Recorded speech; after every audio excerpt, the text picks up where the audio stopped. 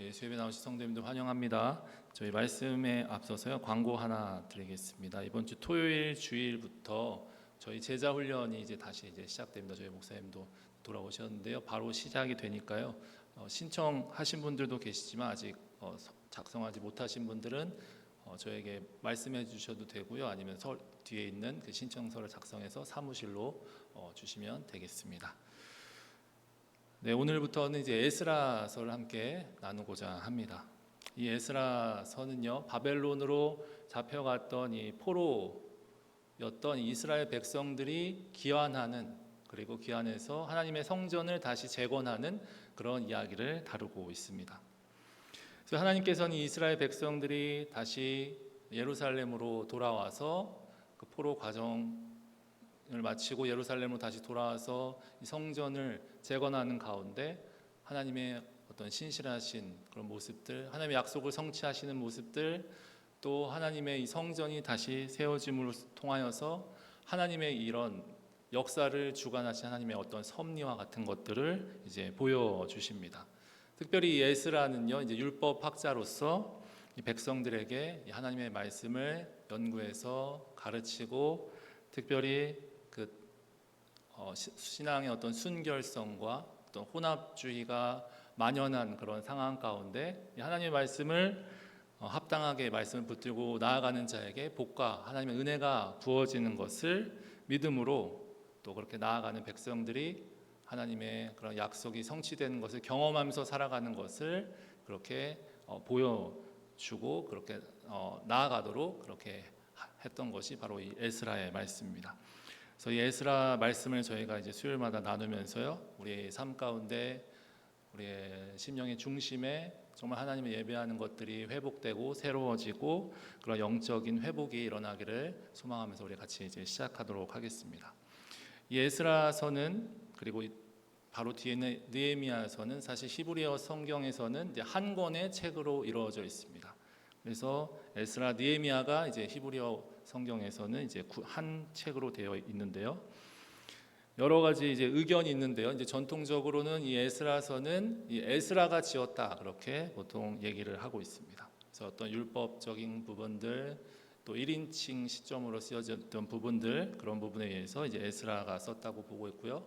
총 10장으로 이루어져 있는데 1에서 6장은 이 고레스 왕 시대에 1차 귀환하고 성전 재건됐던 이야기들, 7장에서 10장은 학사 에스라가 직접 주도해서 2차 포로 귀환하고 또 종교의 개혁이 일어나고 영적인 어떤 부흥이 일어났던 내용들을 담고 있습니다. 그리고 이 에스라, 느헤미야뿐만 아니라 역대 상하도 에스라가 기록했다, 그런 이야기가 있는데요. 그래서 에스라 1장 1절, 오늘 읽은 1장 1절은요, 역대하 마지막 장 9절인 36장과 이어져 있는 모습을 저희가 볼 수 있는데요. 먼저 역대하 36장 22절, 23절도 저희가 한번 같이 읽어보겠습니다. 좀 긴데요. 그래 한 목소리로 같이 읽겠습니다. 시작. 바사의 고레스 왕 원년에 여호와께서 예레미야 입으로 하신 말씀을 이루시려고 여호와께서 바사의 고레스 왕의 마음을 감동시키심에 그가 온 나라에 공포도 하고 조서도 내려 이르되, 바사 왕 고레스가 이같이 말하노니 하늘의 신 여호와께서 너희 만국을 내게 주셨고 나에게 명령하여 유다 예루살렘의 성전을 건축하라 하셨나니 너희 중에 그의 백성된 자는 다 올라갈지어다. 너희 하나님 여호와께서 함께 하시기를 원하노라 하였더라. 아멘. 에스라서 1장 1절, 2절, 3절, 4절의 말씀이 역대하 지금 36장 마지막에 이어져 있는 내용과 굉장히 거의 동일하다고 보시면 되겠습니다. 그래서 이 바사왕 고레스 원년에 시작하고 있습니다. 지금 바벨론이 다스리던 그 나라가 멸망하고요. 이 바사왕, 이 바사는 페르시아인데요. 페르시아 고레스 왕에 다시 이 나라를 멸망시키고 새로운 나라가 무너지고, 원래 있던 나라 무너지고 새로운 나라가 다시 일어서는 그런 상황 가운데 에스라 본문이 시작이 됩니다. 이처럼 이 세상은 힘이 없는 나라는 무너지고 힘 있는 나라는 다시 생겨나는 그런 것들이 이제 보여지는 것이죠. 그렇게 강한 자가 약한 자를 이기고 또 탐욕과 부에 의해서 세상의 나라가 무너지고 다시 세워지고 그런 모습들이 이 세상에 만연한데 오늘 이 에스라서 1장 1절에서는요 저 본문과 비슷하게 우리 믿는 자에게는 그런 세상의 관점이 아니라 다른 관점으로 우리가 이 세상을 바라봐야 한다는 것을 이제 이야기하고 있습니다. 저희가 에스라서 1장 1절을 다시 한번 보겠습니다. 좀 비슷하지만 그래 다시 한번 읽어보겠습니다. 시작. 바사왕 고레스 원년에 여호와께서 예레미야의 입을 통하여 하신 말씀을 이루게 하시려고 바사왕 고레스의 마음을 감동시키심에 그가 온 나라에 공포도 하고 조세도 내려 이르되. 아멘. 우리가 이 세상을 살아갈 때 우리 세상 속에 살아가면서 이 세상의 가치관으로만 그것을 우리의 어떤 세상을 바라보는 안경으로 가지고 있는 상태에서 보게 되면 우리는 그 시야로만 이 세상을 보게 됩니다. 그런데 하나님께서 우리에게 보여주시고자 하는 그런 어떤 시야와 하나님이 우리에게 보여주시고자 하는 어떤 그런 모습들은 이 세상에서 세상의 안경으로만 볼 수 있는 것보다 훨씬 더 크고 훨씬 더 넓은 것을 우리가 이제 볼 수가 있는 것이죠. 그래서 하나님께서는 지금 이 땅이 한 나라가 무너지고 세워지는 것이 그냥 그 가치에 의해서 이 고레스 원년의 이 바사왕 그렇게 되는 것이 아니라 지금 여호와께서 이 모든 것들을 배후에서 이루게 하시려고 하는 것이라는 것을 오늘 에스라서 1장 1절을 통하여서 이 하나님께서 이 나라에 망하고 세워지는 그것을 하나님께서 하고 계신다고 이야기하고 있습니다. 하나님께서 진정한 그 역사의 주관자이시며 통치를 하고 계신 것을 이제 이야기하고 있는 것이죠. 그래서 이 바사왕 고레스의 마음을 하나님께서 이제 감동시킴으로써 하나님의 일을 이제 이루시려고 하고 있습니다. 하나님께서는 이 세상에 하나님의 일을 하시고자 할 때 하나님의 사람들뿐만 아니라 지금 이 바사왕 유대인이 아닌 사람, 하나님의 백성이 아닌 사람의 마음까지도 감동시켜서 하나님의 일을 하시려는 것을 이제 볼 수가 있습니다. 여기서 이 감동시키다, 감동시키심의 이 단어는 히브리 원어로 우루라고 써 있는데요. 이 단어는 이제 다른 이사야서나 선지서에 보면요, 다른 뜻으로 번역이 되어 있습니다. 이사야 41장 2절과 41장 25절을 저희가 한번 보면요, 여기서 빨간색 글씨로 제가 표시해놨는데 이 우루라는 단어가 감동시키심인데요, 사람들을 일깨워서 한 사람을 일으켜서 이렇게도 번역이 되어 있습니다. 그래서 하나님께서 이 고레스의 마음을 감동시키시는 것, 하나님께서 어떤 사람의 마음을 감동시키신다는 것은 하나님께서 이 감동시킨 사람을 일으켜 세우신다는 그런 의미를 이제 가지고 있는 것이죠. 하나님께서 이 고레스의 마음을 감동시키시고 이 사람을 일으켜 세워서 이제 하나님의 일을 이제 하게 하시는 것입니다. 일어나서 하나님의 일을 기쁘게 할 수 있도록 하나님께서 그렇게 주관하시고 하나님께서 그렇게 통치하신다는 것이죠. 우리 하나님의 일을 할 때는 그렇기 때문에 먼저 우리의 마음이 감동이 돼야 됩니다. 우리의 마음이 감동이 되면요, 그것은 우리를 일으키는 것입니다. 하나님의 말씀이 우리에게 오셔서 우리의 마음을 감동시키고 우리를 일으키는 것. 하나님의 뜻과 하나님의 어떤 목적이 있으셔서 하나님의 섭리에 의해서 하나님이 우리를 그렇게 인도하시고 감동시키시고 일으키시는 것이지 그냥 우리가 로봇처럼 그냥 하나님이 시키시는 대로 우리가 그렇게 움직이는 그런 존재로 우리를 만드신 게 아니라는 것이죠. 이 고레스, 이 왕, 이 바사 제국이 바벨론을 무너뜨리고 이 유다 백성들을 이 포로 귀환시킬 거라는 말씀은요, 이 고레스가 태어나기 전 이사야서 이 말씀에 또 계속해서 기록이 되어 있는데요. 이사야서 44장 28절을 저희가 한번 같이 읽어보겠습니다. 시작. 고레스에 대하여는 이르기를 내 목자라 그가 나의 모든 기쁨을 성취하리라 하며 예루살렘에 대하여는 이르기를 중건되리라 하며 성전에 대하여는 내 기초가 놓아지리라 하는 자니라. 아멘.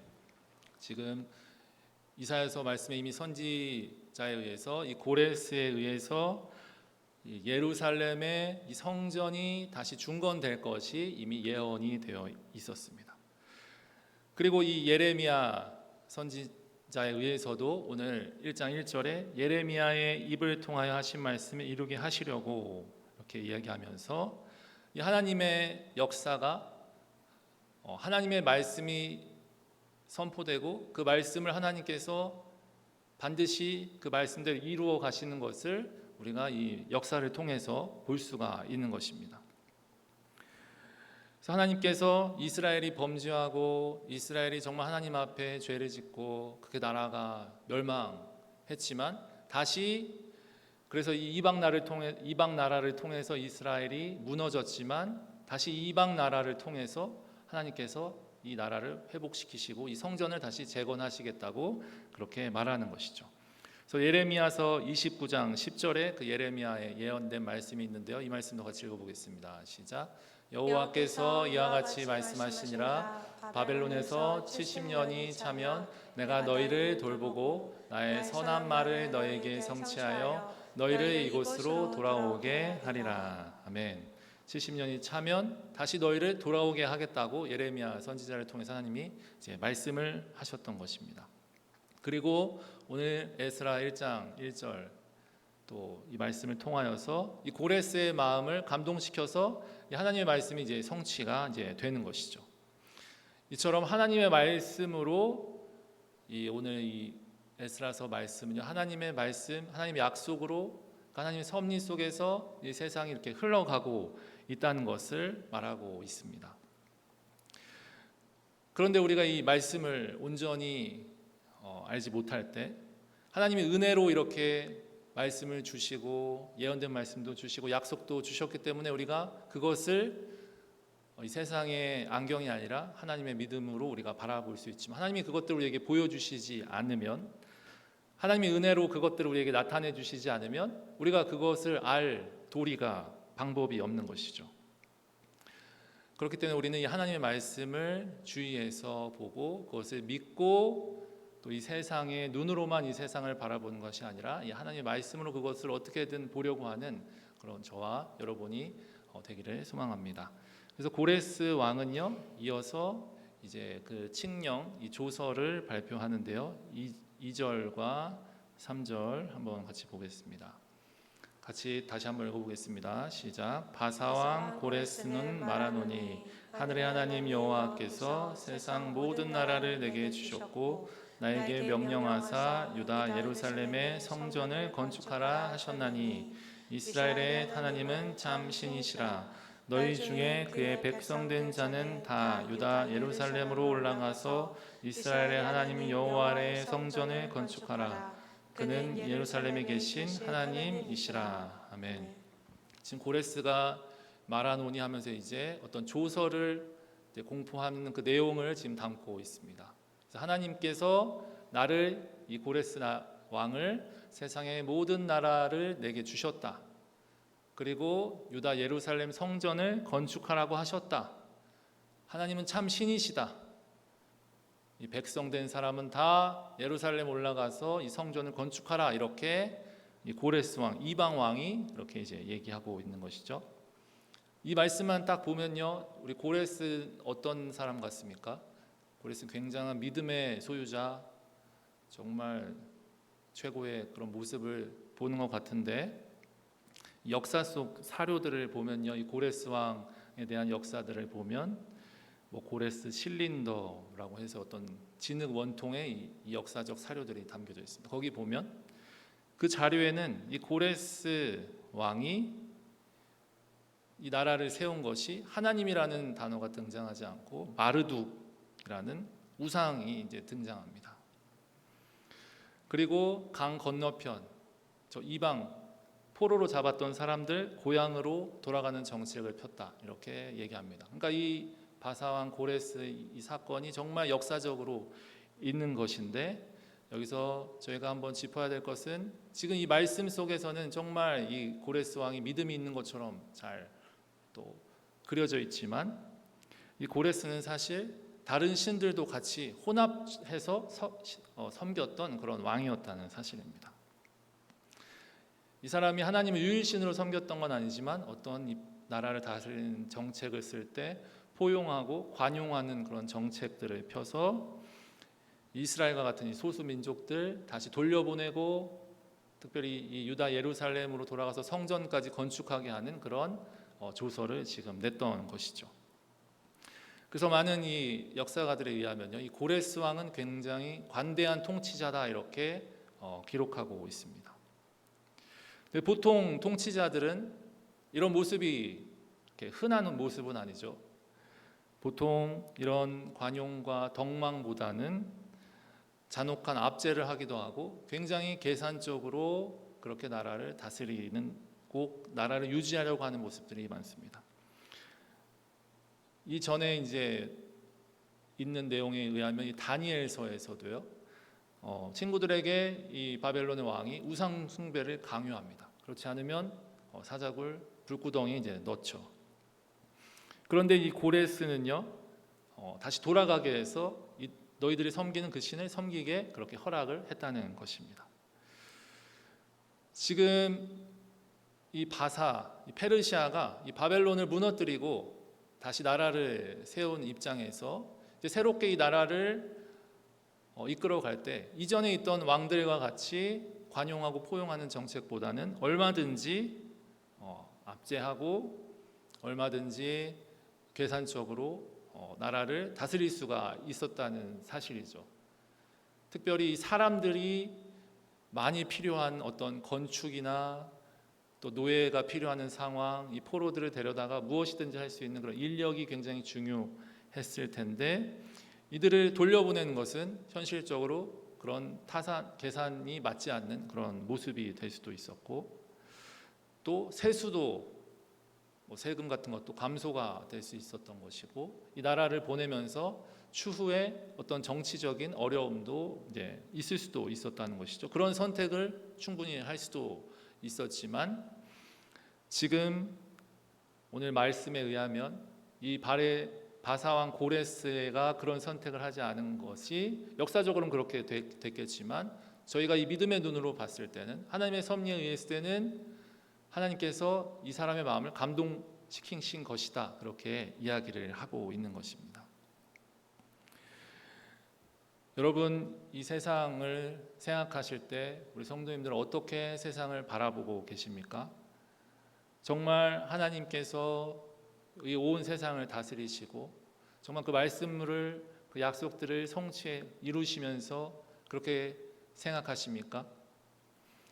아니면 이 하나님의 말씀, 하나님의 일하시는 것이 이 세상의 여러 가지 방법과 법칙 중에 수많은 것들 중에 수많은 저 신들 중에 그냥 하나라고 그렇게 생각하십니까?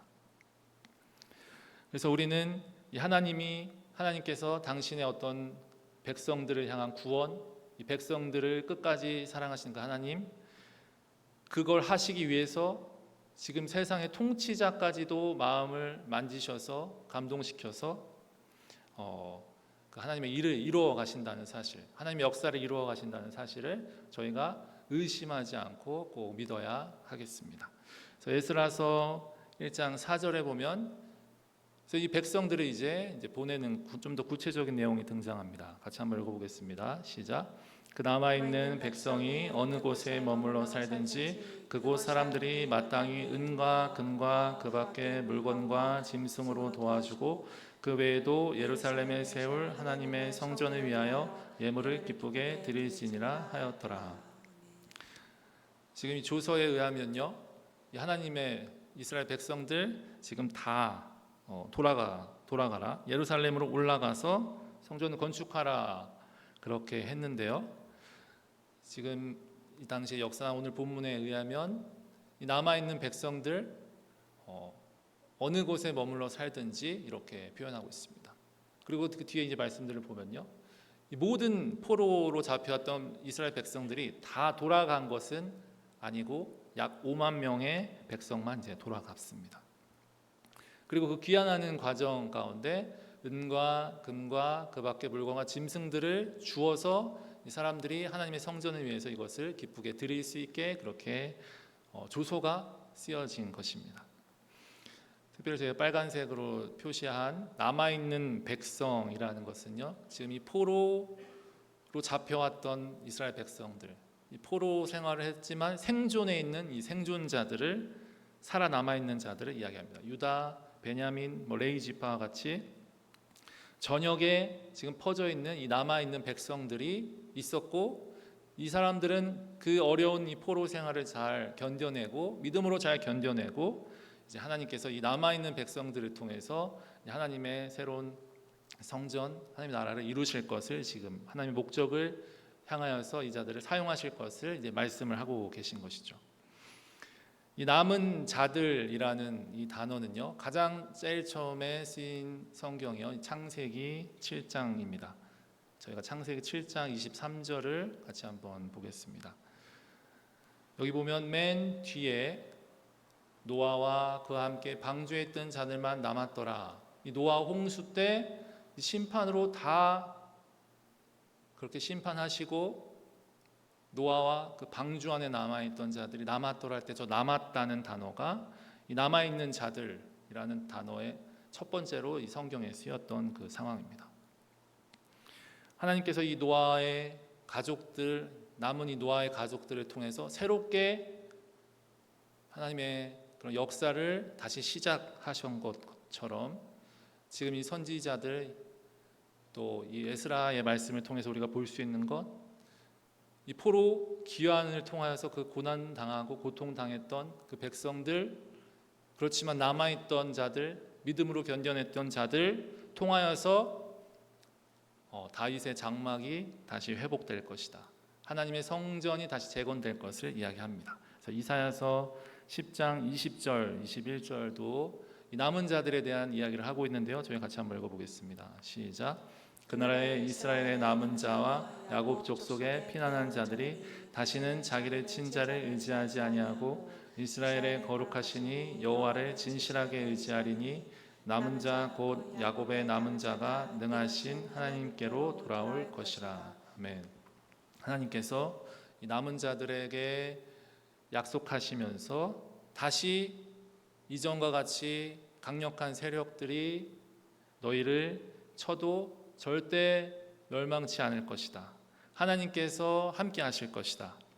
그 하나님의 약속을 믿고 말씀에 순종함으로 인내의 경주를 계속해서 해서 나아갈 때 너희가 하나님의 은혜 안에서 반드시 승리할 것을 이 남은 자들에게 하나님께서 그렇게 약속을 하십니다.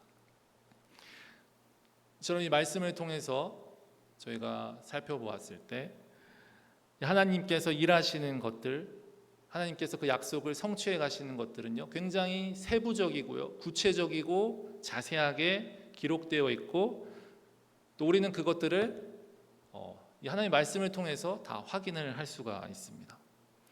하나님의 계획과 약속이 있으셨고, 그것이 이루어지면서 하나님의 섭리가 나타나고, 그것은 이 과거 구약 시대뿐만 아니라 신약에서도 예수님을 통하여서 나타났고, 또 초대 교회에서도 그것이 나타났고, 오늘날 우리에게도 이러한 약속과 하나님의 일하시는 것은 여전히 진행되고 있다는 사실입니다. 이 구성원들 중에서요, 그래서 이 남은 자들 중에서 다 가진 않았지만 이제 감동을 받은 자들이 이제 예루살렘으로 돌아가서 이 성전을 재건하고자 하는 사람들이 이제 있게 됩니다. 지금 벌써 몇십 년 동안, 말씀하면 70년의 생활을 거기서 했다는 것은, 이미 저희가 이민 생활해서도 알겠지만 이미 고향을 떠나서 다른 곳에 살다가 거기서 다 정착하고 다시 돌아간다는 것은 굉장히 어려운 것입니다. 출애굽 상황에서도 이 몇백 년 동안 살다가 돌아가는 것, 그것도 굉장히 큰 일이었는데, 이 포로기도 마찬가지로 돌아가는 것이 쉽지가 않죠. 긴 여행길이었고, 특별히 예루살렘은 이미 다 폐허가 돼버리고 아무것도 남아있지 않은 그런 곳입니다. 지금 이 바사 왕국은 아주 거대 도시고 뭐 인프라도 갖춰져 있고 많은 것들이 있었겠지만 지금 예루살렘의 상황은 다시 돌아간다고 한다는 것은 지금 성전도 없고 성벽도 없고 여러 가지 위협과 어려움이 지금 이제 있다는 것이죠. 그 아무것도 없는 무너진 곳으로 이 백성들, 이 남은 자들, 그동안 이 포로 생활하면서 힘들었고 믿음으로 인내했던 자들 다시 돌아가서 성전을 이제 재건하라. 그런데 하나님께서요 그냥 성전 재건하라, 너희가 알아서 하라 이렇게 말씀하시지 않으시고 너희가 어느 곳에 머물러 살든지 가는 자든지 가지 않는 자든지 서로 도우면서 은과 금 물건 짐승으로 도우면서 하나님의 성전을 위해서 예물을 기쁘게 드리라 이렇게 말을 하고 있습니다. 하나님께서 이 자들을 보내시는데 그 사명을 감당할 자들, 다시 성전 세울 자들 보내시는데 그냥 보내시지 않고 도울 것들을 같이 이제 보내신다는 것이죠. 이 사명을 감당하는 자들에게 하나님께서 그에 마땅한 어떤 은혜와 그런 채울 것들을 하나님이 다 채워주시는 것을 저희가 이제 볼 수가 있습니다. 이런 귀환하는 포로들에게 제공되는 그런 모습은요, 저희가 뭐 출애굽기 큐티도 했었는데 그 과정에서도 봤던 것처럼 그 출애굽하는 과정 가운데 이 백성들에게 이 애굽 백성들이 주었던 그 모습과도 일치합니다. 그래서 이 귀한 사건을 제2의 출애굽이다 이렇게도 이제 학자들이 얘기하기도 하는데 우리 출애굽기 12장 35절 36절을 같이 한번 보면요, 여기서 이스라엘 자손이 은, 금, 폐물과 의복을 애굽 사람들에게 구해서 여호와께서 이스라엘 이 백성이 은혜를 입게 하셨다. 출애굽의 모습과 저희가 지금 읽었던 이 에스라서의 포로 귀환의 모습이 너무나도 동일한 것이죠. 각자 다른 사건이고 역사적으로 너무 멀리 떨어져 있는 사건이지만 하나님의 일하시는 방법, 하나님의 섭리, 여전히 이 출애굽 때와 같이 이 포로 귀환 때도 동일하게 이것들이 일어나고 있다는 것입니다. 하나님의 나라를 위해서 그 사명을 감당하고자 하는 자들을 하나님께서 책임지시고 그들을 붙드시며 그들이 은혜를 입도록 하나님이 책임을 지신다는 것입니다. 하나님께서는 애굽에서도 그러셨고 고레스 왕 포로 귀환 때도 그러셨습니다. 이방 나라까지 하나님은 사용하십니다. 이방 나라들을 일으켜서 심판도 하시고 다시 세우기도 하십니다. 그리고 이 어려운 시기도 견디게 하시고 또 이 남은 자들은 다시 땅으로 돌아가서 거기서 머무르게 하지 아니하시고 다시 땅으로 돌아가서 다시 무너진 것들을 회복하게 하십니다. 그래서 하나님의 뜻을 이루기 위해서 수단과 방법을 가리지 않고 이 고레스 왕이라는 그런 통치자까지 감동시키시면서 하나님의 일을 하시는 것이죠. 믿지 않는 자들까지 하나님은 사용하셔서 하나님의 힘과 어떤 능력을 이제 보게 하십니다. 그래서 이 사명을 감당코자 하는 자들을 끝까지 책임지시고 또 하나님의 일하시는 것에 전혀 어떤 제한과 막을 것이 없다는 것을 저희가 이 말씀을 통해서 이제 확인을 할 수가 있는 것이죠. 이 나라를 잃고 이 바벨론에서 포로 생활하면서 70년이라는 시간 동안 시간이 흘렀음에도 불구하고 유다 백성들과 맺었던 그 약속, 그 긴 시간이 지났음에도 제가 히브리에서도 봤지만 아브라함과 또 모세에게도 긴 시간이 지났음에도 하나님은 오랜 시간 계속해서 그 언약을 기억하시고 끝까지 그 하나님의 뜻을 이루어 가셨습니다. 그리고 마침내 이 백성들을 회복시키시고 그렇게 인도하시는 것이 바로 이 하나님의 뜻이시고 하나님의 섭리이신 것이죠. 저희가 이 과정들, 이 하나님의 섭리를 통해서 저희가 무엇을 알 수 있을까요? 그것은 하나님이 백성들을 향한 사랑이 얼마나 확실한지 저희가 알 수가 있다는 것입니다. 그래서 저희가 마지막 예레미야에 가서 말씀을 보고요, 같이 기도했으면 좋겠는데요. 예레미야가 3장 31, 33절입니다. 제가 한번 같이 읽어보겠습니다. 한 목소리로 시작. 주께서 영원하도록 버리지 아니하실 것이며 그가 비록 근심하게 하시나 그의 풍부한 인자하심에 따라 긍휼히 여기실 것임이라. 주께서 인생으로 고생하게 하시며 근심하게 하심은 본심이 아니시로다. 아멘. 성도 여러분, 이스라엘을 향한 하나님의 어떤 본심, 하나님이 우리를 향한 어떤 하나님의 정말 그 마음 깊숙한 곳에 우리를 향하신 하나님의 그 본심이 바로 이 성경의 어떤 역사와 하나님의 섭리 가운데 다 담겨져 있음을 믿으시기를 소망합니다. 오늘도 이 하나님이 이 세상을 다스리시는, 또 이 백성들 다시 회복시키시는 그런 하나님의 본심이 담겨져 있는 이 나라, 이 세상을 다스리시는 그런 하나님의 통치 가운데 찬양하며 또 순종함으로 나아가는 저와 여러분이 다 되시기를 소망합니다. 우리 같이 찬양하고 기도하겠습니다.